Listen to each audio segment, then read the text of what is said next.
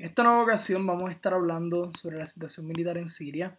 En este nuevo mapa, o el mapa actualizado sobre lo que está ocurriendo en el campo sirio al día de hoy, han ocurrido muchísimos eventos, pero cabe destacar que los comentarios que les he hecho previamente sobre que yo entiendo que el fin de la guerra en favor para que el gobierno de Bashar al-Assad y el ejército sirio ganen la guerra ya no son argumentos que pudieran haber sido interpretados como quimeras, sino que los veo cada vez como argumentos realísticos y argumentos que no solamente son realistas y que se basan en el concepto del entendimiento del conflicto, pero sino que han sido, son un cambio dramático en el territorio sirio y por lo tanto entiendo que ante este panorama el gobierno de Bashar al-Assad y el ejército sirio van a ganar la guerra indudablemente. Vamos a ver un poquito qué está ocurriendo en el sur de Siria. Antes que nada, permítanme comenzar un poco para hablarles sobre los saltos del Golán. Noticias recientes es el hecho de que ya el ejército sirio ha llegado al norte de las principales posiciones de los cascos azules de las Naciones Unidas, ¿verdad? En el territorio, o ese 5% del territorio de los saltos del Golán, que posterior a la guerra de los 6 días, el Estado de Israel le dio a las Naciones Unidas, ¿verdad? Después de haber ocupado ese territorio, para que allí se sentaran y se creara un buffer zone y para que ¿verdad? Junto a la resolución 242 de las Naciones Unidas se viera como la idea de que ¿verdad? Israel estaba dispuesto a negociar con el gobierno de Siria, o con el ejército sirio principalmente, para que desocuparan esa área y ellos poder intercambiar territorio por paz. Sin embargo, este escenario no ha variado mucho y ya debido al conflicto sirio, y para los que no lo sepan, pues está toda esta franja territorial desde el sur de Al-Kiswa, y de hecho llegó hasta Katana y bastante cercano a Damasco. Todo este territorio está controlado por rebeldes, principalmente por grupos yihadistas. Al día de hoy, encontramos a Daesh, que está en esta franja territorial, pero también vemos a grupos como Al-Nusra, los cuales básicamente controlan la porción sur de esta franja territorial, pero también grupos aliados al ejército libre sirio controlan esta porción norte del sur de Siria. Ahora, ¿cuál es el nuevo escenario? Por las pasadas 2 semanas el ejército sirio estaba teniendo campañas exitosas al sur de Asinaiman y también principalmente al sur de Kanakil, por lo que ya ha penetrado buenas porciones del sur de Siria, especialmente ya ha retomado el corazón de Kerber Gatsalah y ya también ha tomado más del 95% de Azuaida, por lo que ya vemos que ha penetrado en las principales ciudades donde los rebeldes se encontraban, o donde los principales cascos urbanos donde los rebeldes se concentran, están siendo tomadas por el ejército sirio. Ahora, ¿qué es lo importante de todo esto? Vamos a darle un poquito aquí de suma a esto. ¿Qué es lo importante? Lo importante no solamente que han tomado ya aproximadamente 4, los podemos ver aquí, 4 aeropuertos militares que el ejército sirio no poseía en sus manos. De hecho, estos aeropuertos están siendo administrados por los asesores iraníes que están en el conflicto, pero también vemos que en esta zona, aunque aquí no se ve, hay varios cuarteles ¿verdad? Temporeros del grupo Hezbollah, el grupo chií que apoya al gobierno de Bashar al-Assad en la guerra. Pero aquí viene el punto interesante y lo voy a llevar directamente, es el hecho de que el gobierno de Bashar al-Assad ha podido separar, ¿verdad?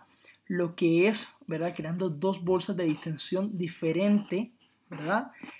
Toda la porción territorial al norte de Dara y toda la porción territorial al sureste de Dara. Dara es esta ciudad que vemos aquí y podemos ver que está creando 2 bolsas diferentes. ¿Cuál ha sido la clave a pesar de no poder aún concluir esa bolsa por las pasadas 2 semanas? Es el hecho, ¿verdad?, de que ya al menos controlan las principales carreteras de vías de suministro para estas 2 entidades, porque ya están rodeadas por esta bolsa. Y hay algo muy importante también, y permítanme moverme acá, y es que también al oeste de Al-Suwaida han obligado a los rebeldes a que se queden rodeados totalmente por el ejército sirio. Por lo que yo veo que la porción sur va a desembocar en la salida cubierta por los principales aliados de los grupos yihadistas y de estos grupos rebeldes aliados al ejército libre sirio, que los Estados Unidos. Y de hecho, ya lo vemos con las movidas de rendición que ha dado los Estados Unidos lideradas por el presidente Trump, en las que el presidente Trump ha acabado con el programa de financiación de los grupos rebeldes en Siria, después de haber gastado más de 1.7 billones de dólares en la prevención de armas, en el entrenamiento de estos grupos, tanto en Jordania como en Arabia Saudí, y los cuales de hecho fueron entrenados por miembros de el ejército israelí. Y es muy interesante el hecho de que más del 60%, disculpe, más del 40% de muchos de estos rebeldes que se entrenaron tanto en Arabia Saudí como en Jordania pasaron a grupos yihadistas. Y aquí vemos que directa e indirectamente los Estados Unidos sí han apoyado al terrorismo. Ahora, ya que estamos en esta porción, vamos a hablar un poquito sobre los nuevos comentarios que ha hecho el primer ministro israelí en un discurso recientemente que ha dado en Europa, en Hungría, en el que no solamente insiste en que el Estado de Israel ha ayudado a aproximadamente más de 2.000 heridos en el conflicto sirio, de los cuales de hecho muchos de ellos han sido niños, pero también han sido rebeldes, a los que han sido, ¿verdad?, atendidos en hospitales tanto en Jerusalén como en Tel Aviv, y en los centros hospitalarios de emergencia que han creado alrededor de toda la frontera de los Altos del Golán, principalmente al norte, el gobierno israelí. Y también argumentó en ese mismo discurso que Israel va a atacar a Hezbollah y también a Irán, sí, ¿verdad? En el afán que tiene Irán de poder, no solamente ya, para los que no lo sepan, Irán tiene aproximadamente 13 bases militares en Siria, pero también busca crear varias bases aéreas y bases navales, por lo cual de hecho estos principalmente estos últimos 5 aeropuertos que están siendo controlados por el gobierno o por los asesores militares de Irán, Irán pretende utilizarlos, por lo que esta postura de Benjamin Netanyahu de atacar tanto a Hezbollah como a Irán es algo real. Pero también esta misma semana hemos visto que Hezbollah ha anunciado que sus cuarteles, o que ha dado a entender quizás que sus cuarteles cercanos a la frontera con los Altos del Golán pudieran ser permanentes, por lo que esto sí refuerza el argumento de Netanyahu de que Israel probablemente tome acciones unilaterales para atacar a Hezbollah e Irán. Ahora, ¿qué podemos entender dentro de este escenario que me parece muy relevante? Primero que nada, de que la geopolítica, las posiciones geográficas, geopolíticas también de beneficio para Irán y Hezbollah han cambiado. Han cambiado en beneficio de estas dos entidades, una paramilitar y otra nacional. Y me parece a mí que no solamente han cambiado, sino que le dan una ventaja increíble a Hezbollah, por ejemplo, en un futuro combate militar contra Israel, porque se estima que aproximadamente en el sur de Irán hay más de 100.000 misiles apuntando hacia Haifa, Tel Aviv, Jerusalén y al corazón del Negev. O sea, tener ese beneficio, más también la ayuda del ejército libanés e iraní, porque de hecho, para los que no lo sepan, el ejército libanés está permitiendo que Hezbollah utilice los tanques y armas y equipo de artillería. O sea, el ejército libanés está ayudando a Hezbollah totalmente, y de hecho el presidente libanés ha dejado claro de que Hezbollah existirá hasta que la entidad sionista no desaparezca. O sea que esto es un claro apoyo del presidente maronita a Hezbollah.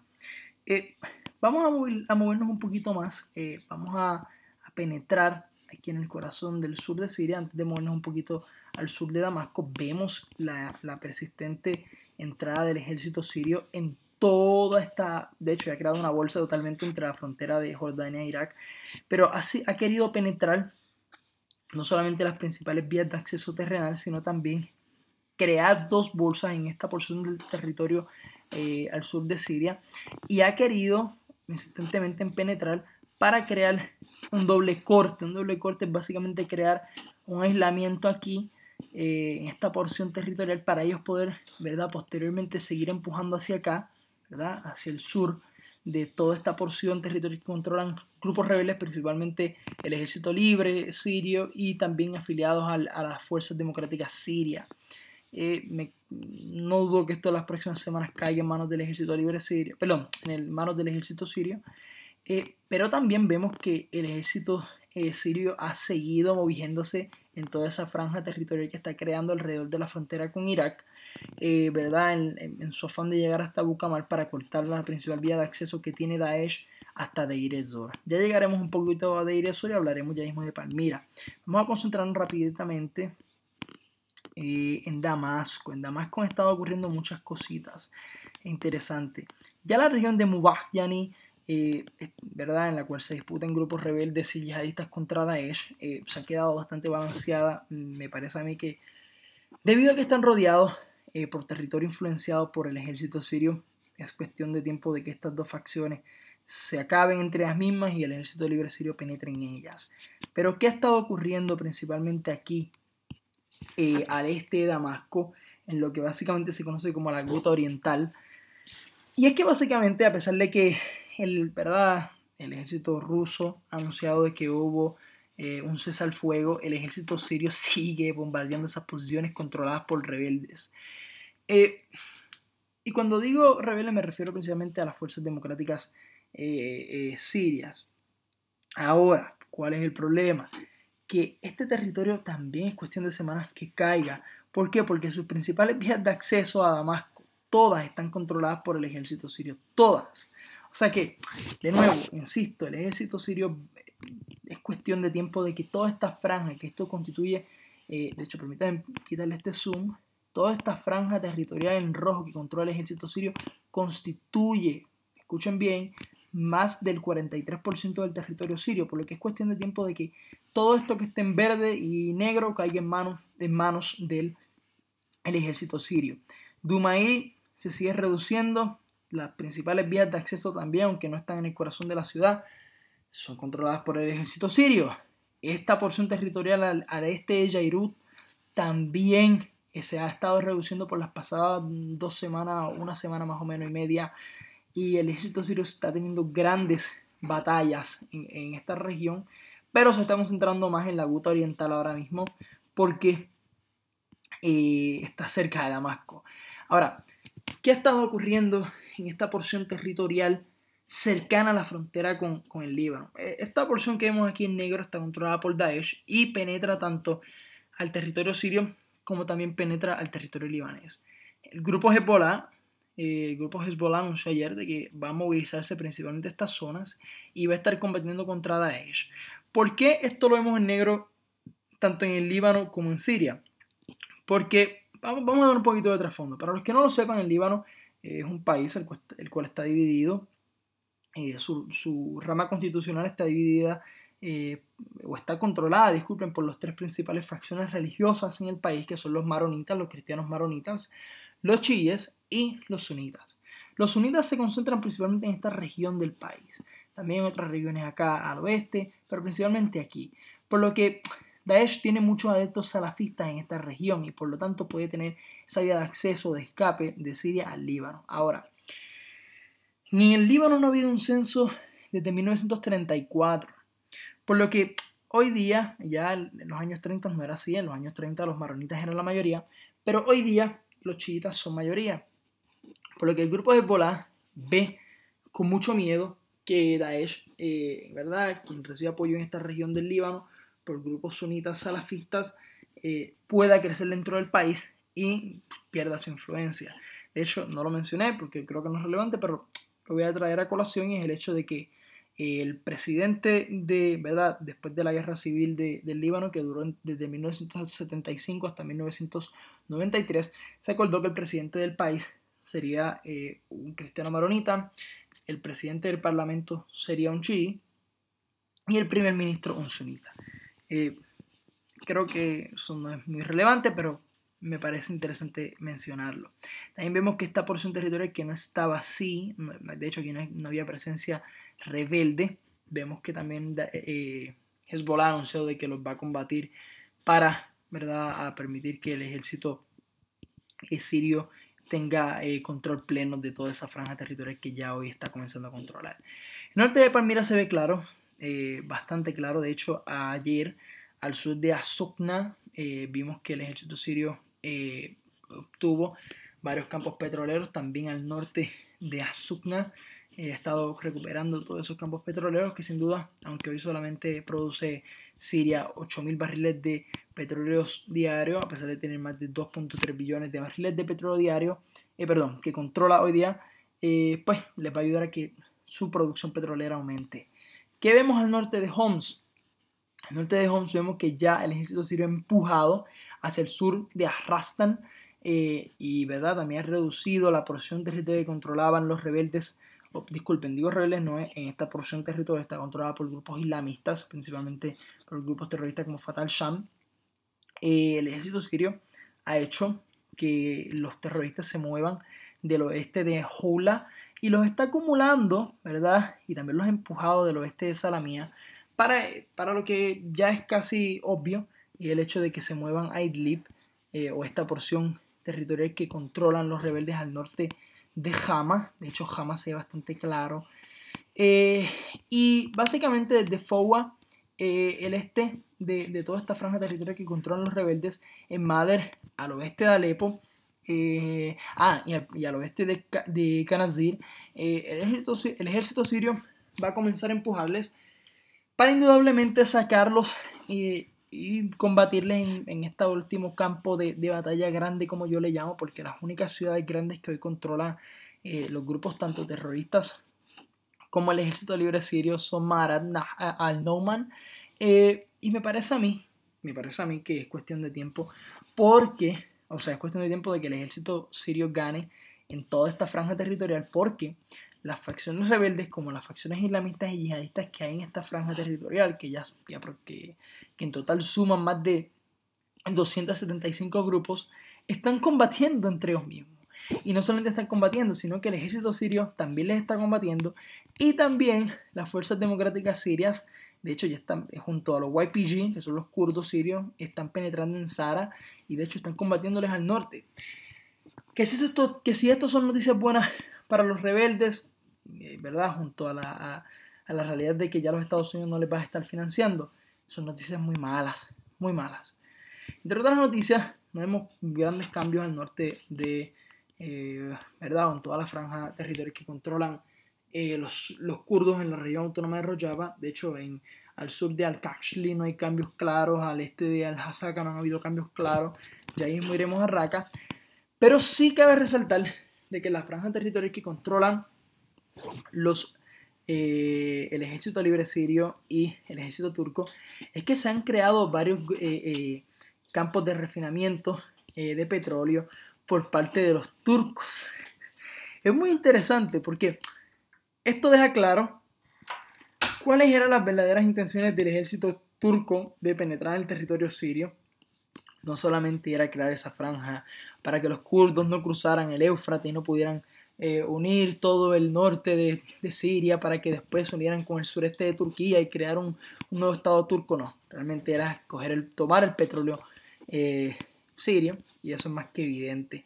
Vemos también que el ejército sirio busca insistentemente crear una bolsa al norte de Asukna para poder luego concentrarse en el resto del desierto sirio y expandir todo el control que tienen ya desde Deir ez-Zor. De hecho, buscan crear, desde mi punto de vista, una línea de acceso desde el oeste de Deir ez-Zor hasta Asukna, ¿verdad? Y lo podemos ver en esta vía terrenal que vemos aquí, para poder acabar con Daesh. Daesh no le veo más de un año de vida. Daesh tiene problemas para financiarse. Arabia Saudí les ha parado de financiar a través de organizaciones no gubernamentales.